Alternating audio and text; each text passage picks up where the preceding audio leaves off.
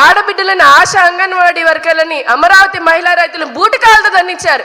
ఆఖరికి నాతో సహా హిందుత్వం కోసం ప్రశ్నిస్తున్న నా మెడలో ఉన్న అమ్మవారి పైన మీ పోలీసు ఎస్ఐ బూటకాలతో నా మెడ పైన పెట్టినప్పుడు మరి ఏమైంది మానవత్వం? ఒక మహిళలాగా మమ్మల్ని ఈడ్చుకుని బట్టలు చింపినప్పుడు ఏమైందని ప్రశ్నిస్తున్నాం. నీ పాలన అంత దరిద్రంగా ఉంది కాబట్టి ఈ రోజున ఈ గతిగా పట్టింది మీ వైసీపీకి. ఇప్పటికైనా బుద్ధి తెచ్చుకోకుండా మళ్ళీ ఎదురుదరడేంటి? ఇష్టారాజ్యం వచ్చినట్టు మాట్లాడడం, అహంకారంతో మాట్లాడడము. ఏది చెప్పినా నడిచిపోతుంది, ఏది చేసినా నడిచిపోతుంది అని చెప్పని ఇంకెంతకాలం? మీ రాక్షస పాలనను చూడలేకనే కదా ప్రజలు ప్రభుత్వాన్ని మార్చింది. ఇప్పటికైనా పిచ్చి పిచ్చి ఆరోపణలు అటు భారతీయ జనతా పార్టీ పైన కానివ్వండి, కూటమి పార్టీల పైన కానివ్వండి, మరీ ముఖ్యంగా హిందూ ధర్మానికి సంబంధించి ఏదైనా సరే తప్పుడు మాటలు మాట్లాడితే ఎవరిని ఉపేక్షించేది లేదు, ఎవరిని క్షమించేది లేదు. మీకు దమ్ముంటే హిందూ దేవాలయాలు అసలు 5 ఏళ్లలో మీరు చేసి ఉండాల్సింది. నిజంగానే మీకు అంత విశ్వాసమే లేదు, మీ నుంచి అనుకోవడమే మాది వృధా. ఎన్ని అక్రమంగా దేవాలయాల చుట్టూ చర్చిలు వెలిసాయి. సెక్యులరిజం అంటున్నారు. వాటికన్ సిటీలో వేరే మతం వాళ్ళది ఉంటుందా? వేరే ప్రార్థన మందిరం ఉంటుందా? మక్కాలా ఉంటుందా? కానీ ఇదే తిరుమల, ఇదే శ్రీశైలం, అన్నవరం తీసుకోండి, అంతెందుకు బెజవాడ కనకదుర్గమ్మని తీసుకోండి, చుట్టుపక్కల ఎన్ని ఇతర ప్రార్థనా మందిరాలు వెలిసాయి 5 ఏళ్లలో. తీయండి లెక్కలు. చేతనైతే దమ్ముంటే లెక్కలు తీసుకొని వచ్చి శ్వేతపత్రం విడుదల చేయండి. మీరు కూడా ఇన్ని పాపాలు చేస్తూ ఈ రోజున మీకు మాట్లాడే నైతిక హక్కు కోల్పోయారు. ఏం మొహం పెట్టుకొని మళ్ళీ మాట్లాడుతున్నారో మీకైనా అర్థం కావాలి. ఇప్పటికీ ధర్మాన్ని భ్రష్టు పట్టించింది చాలు. ఇంకా కూడా ఇలానే బుద్ధి తెచ్చుకోకుండా చేస్తామంటే మటుకు ఏ విధంగా బుద్ధి చెప్పాలో ఆ విధంగా బుద్ధి చెప్పడానికి కూడా హిందువులందరూ కూడా సిద్ధంగా ఉన్నారనేది మరీ హెచ్చరిస్తున్నాం వైసీపీ నాయకులకి.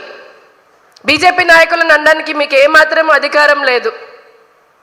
ఒళ్ళు దగ్గర పెట్టుకొని ఈసారి నుంచి స్పృహలో ఉండి మాట్లాడాల్సిందిగా హెచ్చరిస్తున్నాం వైసీపీ నాయకులని.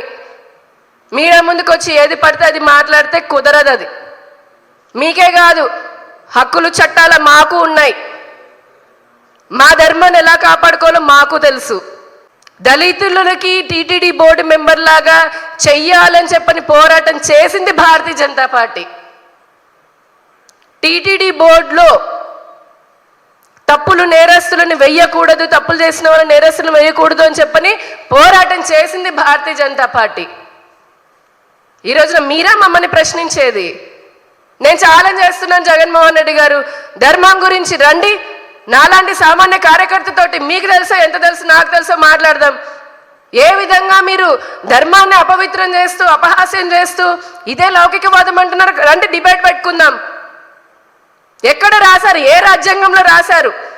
సెక్యులరిజం పేరుతో హిందూ సనాతన ధర్మాన్ని నాశనం చేయండి, ఇష్టం వచ్చినట్టుగా మాట్లాడండి, కుట్రలు చెయ్యండి, కులాల మధ్య చిచ్చులు పెట్టండి, శాంతి భద్రతలకి విఘాతం చేయండి అని ఎక్కడ రాశారండి? టీటీడీ మాత్రమే కాదు, రాష్ట్రంలో ఉన్న దేవాలయాల్లో కూడా ఇప్పుడిప్పుడే మంచి నాణ్యమైనటువంటి ప్రసాదాలు, భక్తులకి మెరుగైనటువంటి వసతులు కూడా కల్పించడం జరుగుతోంది. భక్తుల మనోభావాలకి మా ప్రభుత్వం, మా కూటమి ప్రభుత్వం ఎప్పుడు కూడా మనోభావాలను గౌరవిస్తుంది. సనాతన ధర్మాన్ని పరిరక్షించడం కోసం భారతీయ జనతా పార్టీ కూడా ప్రభుత్వాన్ని, రాష్ట్ర ప్రభుత్వానికి ఎన్నో తగిన సూచనలు చేస్తూనే ఉంది. తొందరలోనే ఈ 5 సంవత్సరాల్లో పట్టినటువంటి పీడ, అసలు ఈ రాష్ట్రంలో హిందూ ధర్మానికి పట్టిన పీడ చెద ఏదైనా ఉంటుంది జగన్మోహన్ రెడ్డి గారు. ఈ చెదని శాశ్వతంగా వదిలించుకోవడం కోసం అని చెప్పి ప్రజలే వదిలించుకున్నారు. కానీ ఇంకా మిగిలిపోయిన ఈ జాడ్యాన్ని ఏదైతే ఉందో ఆ ధర్మానికి పట్టినటువంటి జాడ్యాన్ని పోగొట్టడానికి మేము శతవిధాలుగా కూడా కృషి చేస్తామని తెలియజేసుకుంటూ ధన్యవాదాలు. ఇప్పుడు ఆపరేషన్ లేకుండానే మోకాళ్లకు ప్లాస్మా ట్రీట్మెంట్. మీ ఆర్థోపెటిక్ సమస్యలన్నిటికీ రోబోటిక్ టెక్నాలజీ ద్వారా తక్కువ ఖర్చుతో శాశ్వత పరిష్కారం. ఫ్రీ కన్సల్టేషన్, ప్రతి ట్రీట్మెంట్ పై 20% డిస్కౌంట్. ఈ ఆఫర్ కొద్ది రోజులు మాత్రమే. త్వరపడండి. V9 hospitals 9281465842.